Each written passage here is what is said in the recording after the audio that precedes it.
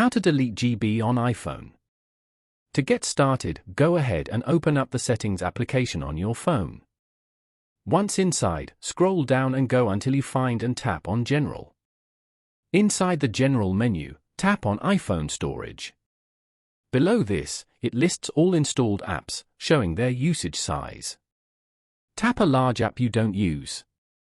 You can choose Offload app to free space but keep its data, or tap Delete app to remove everything. Tap Delete app again and confirm to permanently remove it and all related data. Now, go back to the Settings page and scroll down to the end and tap on Apps. You can view all your phone apps over here.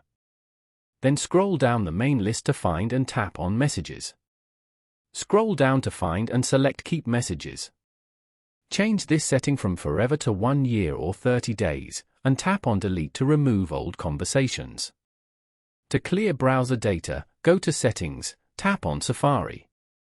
Keep scrolling to the bottom until you find and select Clear History and Website Data.